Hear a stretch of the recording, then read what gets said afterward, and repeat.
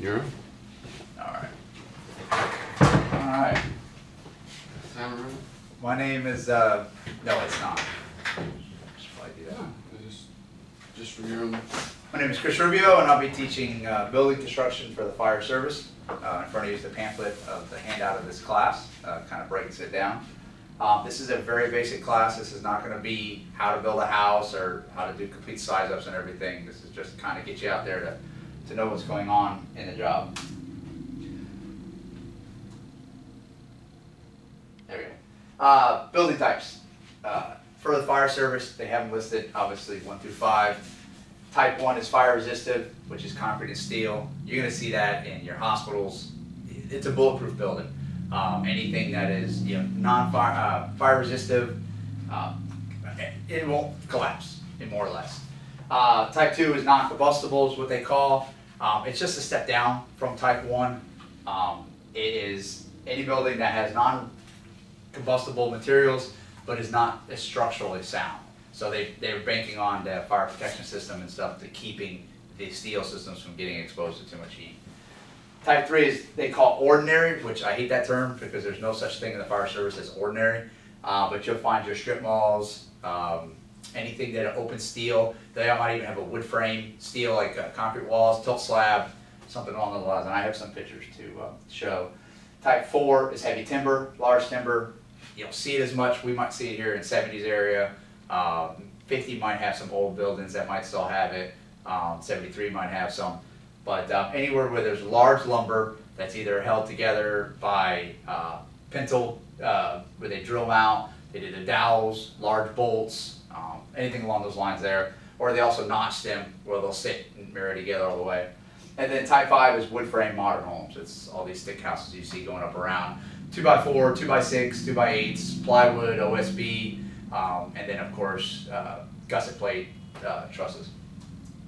So here's type 1, here's a picture of it. Again, you see like this would be like a high-rise hospital, all concrete floors, concrete columns, and anything is steel supports, so there's nothing to burn as a structure itself.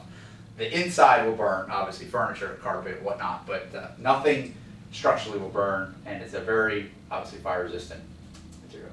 Type 2, here you go, shows same thing. It's concrete on the outside and it's steel, but it's an open steel. So if there is a large fire load that is on fire, it could weaken the steel members, or at least weaken where the steel and the concrete meet. Obviously, as steel heats, it expands and contracts, and so any kind of way of brackets, and usually they're just 4-inch L brackets. It's pretty crazy. They'll bolt them or weld them to steel plates that are poured into the tilt slab, and then those things will just sit right on top, and then a welder will go in, a welder making $15 an hour. So as this heats and expands, it can break that weld and come right off. And I had that at a dollar store fire back in Lakeland, where the wall expanded out and the steel went back and forth, pushed the wall out, and the roof collapsed on us. So again, very fire resistant, takes a lot of fire to make the damage, but it still does it. And then here's that ordinary construction again. This shows a picture of a Midas, where the outside is a concrete material, or at least it's a wood frame covered with a concrete material, but the roof could be plywood, it could be a 2x4, it could be a lightweight steel. So again, this here is not as fire resistant as 1 and 2. And here's a type 4, heavy timber. Again, this is very expensive. Getting large lumber nowadays is very costly, so unless it's a custom order, you won't see it in like spec homes where they do multiples of them. This here, you see, this looks like 6x6s and 4x6s, and these are all bolted together with through bolts with nuts and washers. But like I said, a lot of them do the old dowels and pins.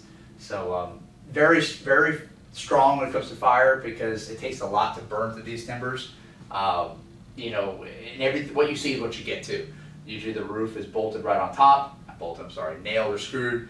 So you can see everything you're working with. There's usually no hidden voids with a open heavy timber because they want to be able to see it. That's the whole idea. There's a lot of it's for visual. And then again, here's type 5. This one doesn't show the gusset truss system as much as some of them do, but your trusses come up and you'll see the gusset plates, which are those metal plates that they nail on, and they have maybe an 1/8 of an inch embedment. They're machine pressed in, and then sometimes they'll throw in nails on top of them, but that's it. So the trusses are built with computers, and they're put all together, and they literally just press these little gusset plates and spikes in them. So they don't embed that much, and they give away very easy. If anybody's burned a 2x4, it burns very fast. Especially this stuff being an attic, it's dry. Mostly it's like Southern Pine, it's called SYP, they call it. So in this, you'll see the 2x6s. This is 2x6 rafters, but most of them are 2x4s. There'll be your header columns and everything is just married together, 2x6s. Sometimes I'll put a piece of plywood in the middle to give it the right thickness. Different materials used in the building construction. The most main materials, you have concrete. Concrete is made up 60% aggregate. It's very durable. That's what you see all the columns poured with. That's what you see the walkways poured with. That's the stuff with the rock in it. So people always use the terms, they throw them together, concrete and cement, very loosely, and there's two different products. I do it too, but you'll see it, and still, if you go to order it, you order cement, you won't get what you want. So anything that is, like I said, is a structural item comes along with concrete. Cement is the dry powder that is used in concrete, and it's used for mortar and brick and block setting. So there's no aggregate, it's a powder mixed with water. Obviously there's a little bit of Portland in it, and then they put it on top of a brick and they could build bricks that way. It's structural, but it is not by itself structural. Steel, used in structural steel framing. There's interior studs, roof decking. Every building, even residential homes, have steel in it. Gusset plates are steel. Anything with large timber, again, I told you they do the L brackets. Concrete walls with a steel roof, they do L brackets. The restaurants, all these restaurants are throwing up Chili's and stuff like that. The roofs will be a scissor truss, lightweight steel, and then they will either come in and throw plywood over that, or they'll do a metal decking with plywood and then the roofing material. So, but the steel is, again, small stuff. You can't even walk on it without it. Well, I might, but larger people can't. Wood, exterior, interior, framing, trusses, roof decking. All those wood frame houses are wrapped in wood, plywood, OSB. Then they do a Tyvek sheet around it, and it keeps it, you know, waterproofed in. And then they might do stucco, vinyl siding, metal siding, anything along those lines. So, and then of course drywall, which is interior wall partitions. Commonly sizes are 1/2 inch, 5/8. There's 3/8, there's 1/4, but usually the thinner stuff is made for if they need to bring out a wall or something like that, extra finishing. But 5/8 on both sides of a steel frame makes a 1 hour fire rated wall. So anytime you're walking around all these stores and hotels and stuff like that, you see 1 hour fire rated wall. What gives them that 1 hour rating is 5/8 on one side, steel trusses, and then steel studs, and then 5/8 on the other side. And obviously they protect their openings with fire caulk or fire drywall mud, and that's how they get that 1 hour fire rating. Here's a picture of concrete. You can see the aggregate in it. Concrete for the slabs, all that is in there. Here's the cement. You can see it's really fine. There's no aggregate in it. It's for mortar mix. You can squeeze it down to, you know, 1/4 inch for block setting, and that's exactly what they're doing in that picture. Steel. This is pretty neat here. It's an all steel house, trusses and everything. But kind of get an idea, and it's all lightweight steel, but still a steel product. And there's columns in there that are heavier duty steel. And then here's a structural steel that you'll see for an office building. And all these joints here are all welded. Every single one, they'll rivet or bolt, but then on top they also weld. So they always do it's either rivet and weld or bolt and weld. Very few times you see it just a bolt or just a rivet. I don't know if it's the code, depending on where you're at, but I know here in Florida you have to do both. And then a wood frame. And again, this shows all the 2x8s and 2x10 columns and beams that are married together, and then all the trusses with the gusset plates. Drywall, just an interior picture, showed it finished. A lot of interior homes, new nowadays, will do 5/8 drywall on the ceiling and 1/2 inch on the walls. The only being is that they can't hide the waviness as much with 1/2 inch. 1/2 inch will bow a lot. Or if they do 5/8 on the ceiling, they can hide the waviness. You can float out a wall really easy. Floating out a ceiling is a lot harder. So by throwing in a thicker drywall, you could do less mudding, and it's just cost effective. So keep that in mind anytime you're pulling ceiling. You know, in newer homes, pulling 5/8 is a lot heavier. That little bit of thickness makes a difference, especially when it's wet. So a heavier board all around. I mean, they're probably a good 20 pounds more than a 1/2 inch board. And then when you get into a 12-foot board, they're a good 50 pounds more almost. So, and they'll wrap everything in drywall. The walls, ceilings, little, soffits, you name it. They're real simple to hang, real simple to finish. Then they either throw on an orange peel or knockdown texture or anything. But, drywall is very easy to get through, unlike plaster. If you know well, the old houses years ago, from anything from usually like 1950 down, 1940 down, they'll do the wood lath. So they'll have your studs, and then they come with these little lattice laths. They're maybe 1/4 inch or 3/16 thick by about an inch to inch and a half. And then they nail them all the way across, and then a guy comes and will trowel out that wall with a plaster. Same thickness usually as drywall. It usually comes out to be between 1/2 inch and 5/8 because it's troweled. It's not consistent, but it's very hard to get through. Very tough. I mean, it's you could swing a hammer to it and fight it. And then anything from 1950 newer to about the early 70s, they started using a lot of drywall. They'll do plaster with wire lath. So they'll take the wire lath, put it up there. They'll put like a gypsum board, like a drywall, which is real thin, about 1/4 inch. And then they come in, they put this wire lath on all the seams, and it's just like a stucco wire lath with the little triangle symbols. And as you know, it's, man, bitch to get through. So, interior construction dangers. You got lightweight truss failure. That's the gusset plates I was talking about. All these houses, man, it doesn't take long for them to burn and come down. Drop ceiling wire entanglement. All this drop ceiling here, all these are hung by is wires that go up to the top supports and they're going all the way across. And I've had actually one come down in a little office fire, and man, you get tangled up in it. And it's pretty heavy duty gauge steel. You're talking like 12 gauge steel, 14 gauge steel wire that just gets tangled up on everything. So anytime you pull any of this down, man, it's just an entanglement. Plus all the wires for the lights are ran up along through there, and usually they zip tie them to those steel cables. So you pull that down, you're going to get the wires that come down with it. So that's something to keep in mind. Plaster walls, like I was saying, interior construction danger, man. You always talk about just breaching a wall and going through. Well, plaster put up a little bit more of a fight. You're going to get stuck in that wire. You're going to get stuck in, just the hardness of it. Because if you don't have a tool to get through, you're not going to get through it. And then storage and attic with trusses. Everybody see that garages. They load up their Christmas lights, the car parts, and all that stuff. And plus, they put ACs. And the AC air handlers are very common in the 90s put into attics. They don't do it so much anymore because it makes the system have to work harder. But here in Florida, you see that a lot. So you'll have a 300-pound, 200-pound unit up in the attic being supported by the roof trusses. You never know. You work it up in there, nothing can come down on you. They'll put the whole air handler up there just to save space in the garage because people don't like to see them in there. And they have a big pan underneath them for the drip pan. So it's a steel pan. It's lightweight, but it just makes the system very large. And they usually just take a beam, a steel rod, or a strap, and that's how they strap it to the trusses. And they're heavy, and to get them out of there, they put them up there when there's no drywall. So anytime they have to replace them, they have to cut the ceiling no bigger. So just to show you, it won't fit through like your attic scuttle hole. So to kind of get an idea of how big you're messing with, you're dealing with. Roof construction, residential roofing, plywood decking, felt paper, shingles, slate, tile, and metal roof. Shingles are nailed. Newer codes, they're nailed a lot for hurricane codes here in Florida. The nailing pattern from years ago, you put like 3 nails in a shingle. Well, now they're putting like 6, sometimes up to 8. It's insane. So the old thing of the hurricane code, yeah. And there's a certain pattern. It's not just 8 randomly or 6 randomly. They have to be a certain amount of spacing across. And so in this felt paper, same thing. The felt paper, you look at a tin tab, if you look at a felt paper roof, you see all the little tin tabs. Years ago, it was literally a few scattered. Now it's blinding when the sun hits it because it's more. You see more metal than you do felt paper. It's almost. I think it's almost like, how is it still water resistant? But it still is. Slate tile, they're literally held on by a nail. The barrel tile you see, the flat slates, there's 1 nail in them.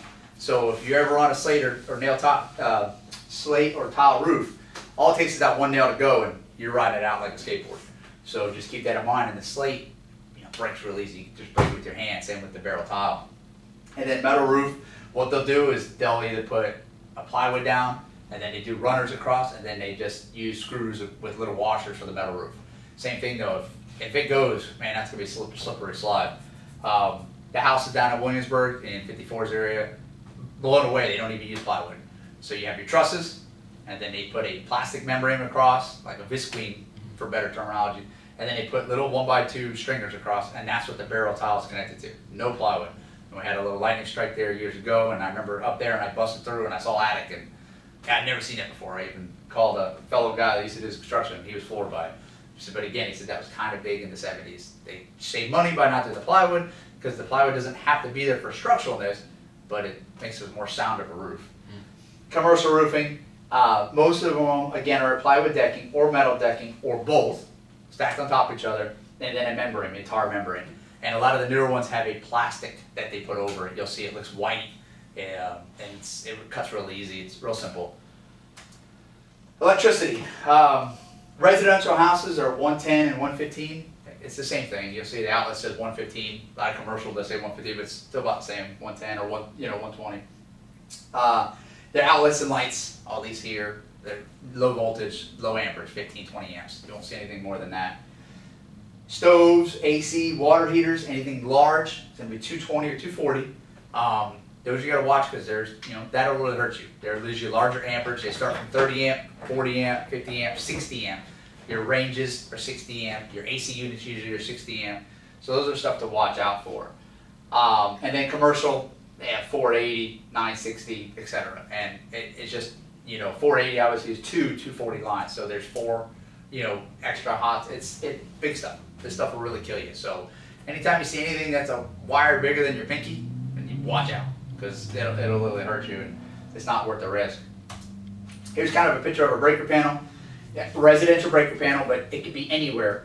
You can see the double breakers, the ones that have 2 of the levers together. Those are a 220 line, because there's 2 hots. So anytime you see 2 hots coming in, that's a double, so it'll be 2 110s put together. And again, it'd say the amperage on it. And then when the single ones are all 110. Now I like this picture because this is the main shutoff for the house. So this breaker panel could be outside, it could be inside, and when you kill that main switch, the whole house is dead. But those wires going to that main switch are still live until the meter is pulled. So sometimes they put these years ago in the garage with the main shutoff, so they can say, oh, the power's out, to the whole house. Well, it's not technically. The power is not secured to the entire building until that meter is pulled with this kind of system. Some of them have the breaker outside as a separate off box right next to the meter. You shut that off, the whole house is dead except for the weather head coming in, which again, you can't control that until they pull it from the jack up at the pole. But just, it's a good thing to keep in mind if you're working around an electrical box. Those big old wires right there, those are live. And there's going to be 3 of them, sometimes 4. Older houses will be 3, newer ones will be 4. It'll be 2 hots, and then sometimes they'll throw in a neutral, and then they'll have a ground one. You can see there's your ground one for all your ground strips. Actually, that's a neutral one, going to neutral. Then there's a ground one that comes up to the bottom here. And all these single ones coming out of the breakers, those are just 110. Each breaker can run like a whole bedroom. Sometimes they'll do like your washing machine usually will be on a breaker, because that's 110. Your microwave could be on a breaker, that's 110. So, and then you just run through. This is a nice clean box. It's a real nice picture. A lot of them don't look like that. They're not supposed to tie in, like make an extension inside the electrical box with wire nuts. They still do. It's not code, but and again, you can see anybody doing anything. And then here's a pretty cool picture of stolen power. So I kind of brought this in for an example. But what they did is, you can see the meter is capped off, and it's got a lock on it. And then, bring it closer for my one student. And they use jumper cables, regular car jumper cables. They strip back the wires coming from the weatherhead, and they tied them into the main line, the lugs right there. And all that did is bypass this right here. They're using car jumper cables. So, I mean, that's extremely dangerous, obviously, for us. It's extremely dangerous for anything. Stripping those back there is crazy. That's the weatherhead. So even if we secure power here, if we're working with a fire in the backside of the house, we have to remember that that is still live. So we have to either contact the Progress or whoever your power company is and let them know, hey, we need the power popped at the jack to secure it. For something like this, I wouldn't even touch those with gloves on, because they're usually metal. They're made just for your your car battery. I mean, it's low, 12 amp system, or 12 volt system, sorry. Your alternator charges up to 14 amps. Right. This here, or 14 volts, I'm sorry. This is 110, 220. So this is big stuff. So, and around our neighborhood, our station here, we see something like this very similar. Really easy. And I've also seen it before where they'll take the meter out and they'll put a little cover over it. Well, now they're locking that cover. But before, they'll take in tin foil to make that connection. Because the meter, all it is there's wire coming in, there's nothing in between, and then or metal clip, and then there's another metal clip, and the meter makes that connection. That's all, and then just regulates what goes through. So if you take the meter out, in theory, you can put anything in there, anything steel, piece of steel, piece of aluminum, piece of copper, just to make that connection. Well, they've taken like aluminum or copper and wrapped it in tin foil and shoved them in there, and that made the connection, and there's no way to regulate what electricity is coming through there. And so obviously it's not right, so it can catch on fire. I mean, it can kill the guy. It's pretty dangerous stuff, but you know, for these houses that are grow houses and whatnot, it's something definitely to watch. So really that's it for electrical. You never know what you're going to get. These houses that are, you know, 30, 40 plus years old, guys do it themselves. You know, they go to Home Depot, the guy tells them how to do a wiring job, and he thinks he can do it, or say he wants to do an addition to a house, or they want to put a fan in, they tap into something, they tap into it wrong. They'll hang lights without in boxes. That's the kind of stuff that could, you know, really hurt you. And, you know, again, one tank could not kill you, but it can, depending on how it shocks you. And then give you a story of the fire that happened, my dad's fire department, just before he retired. They ran a house fire, it was in the electrical panel. They got on scene, they called the power company, which was FP&L. The guy showed up with them on scene, pulled the meter right away, crews inside, and the fire was at the electrical panel outside and then inside. So crews were inside pulling drywall, pulling sealing, exposing, and they were like, we still got power in here. And so they were like, well, we pulled the meter, so they immediately started, while they sent the power guy to go shut it at the jack, they started looking for either an external power source, a generator, stealing electricity, either one. Guy popped the jack, guy's still inside. We still have power. Everybody was floored. Like, okay, there's got to be a hidden generator or something. You know, something we're not missing. Nice neighborhood, well-established middle-class home. So they searched at 360 of everything and found out there's nothing, you know, nothing out of the norm, until they saw the wire down in the pool in the back of the house. The wire was energizing the pool, which was energizing the ground. And what they do with that, if you go back to that breaker panel, the ground wire will come down and they'll tie it to your spigot for your water line. Well, the water line goes into the ground. So the power was coming up through the water line to that ground wire and back feeding into your breaker panel. That's what caught on fire. You had the power coming from the weatherhead and the power coming in from underneath, because the jack that he tripped wasn't the one feeding the house. So, you know, man, no one saw the wire in the pool. Once in a gazillion fire, you know, even the power guy's like, I've never seen this before. My dad said, I've never seen that. And what's dangerous is if the guys are walking around, you know, crews doing a 360, if they're like, oh, this is, you know, bogus, whatever, and the guy's like, oh, the pool looks nice, and reached in to touch it just to see, you know, on a hot day, which we always do, guys do all the time, been dead. If guys went and grabbed the copper line in the walls, it could have happened for sure. It melted all the solder joints in and throughout the whole house. So everywhere they have water leaks everywhere, so they had to shut the water off to the house because of the heat from the, you know, and every 220 line, the stove, the dishwasher, the dryer, there was so much voltage amperage coming back in, and that the fires were keeping on throughout the house. So it wasn't just at the electrical panel. Later on, they found out there was a little fire behind the stove, a little fire behind the dryer, and by the AC, because it was just so much voltage because it's a bigger line. So I mean, who would have ever thought of that? I would have never thought of that. You know, even if you did it 360, they said literally the line looked like one of the noodles in the water. You know, there's rafts all around, and no one would ever know. The power line just went right above the pool. And the thing is that line broke the day before, and you know, never happened. And it broke again the following day. That people, you know, so they actually had an issue. If I was them, I'd be like, you're moving that line somewhere else. But it's something to keep in mind is it can happen really easy. So something weird like that. So electrical, we've got to just be careful with. Luckily, with residential, it's 220. It can kill you, but it's not as dangerous as when you get to the warehouses, man. They got, you know, 3-phase, 4-phase systems, and all that stuff is dangerous stuff. That's big voltage. Some of those breaker panels you have to prime to get them going. You have to snap them a couple times. They're not just shut them off, shut them on and off. You know, and then with the generators are big, man. You know, so they're very large stuff. You gotta watch for that. But that's really it for the class. You know, it's just to get you kind of going with building construction. Everything is different. There is no one type. You're not going to see just a one type 4, a one type 3. You can see heavy timber with, you know, lightweight building in it, or you can see, you know, an ordinary construction with number 4, number 3. There is no one scenario, so you can't just pull up on scene and say, oh, we've got a type 3 and be done with it.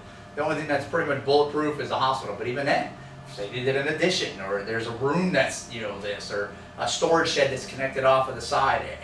Nothing that we never know, you know, and anything can happen. And once they close it up and make it look pretty, you don't know what's behind it until you get out there. So knowing your first due obviously is the best thing, and you can't know everything, so just you know, being aware of your surroundings, all these medical calls we run, looking at what we can see, and you know, hopefully you start to learn, hey, I know what that looks like, or hey, you know, I've seen that before, you know.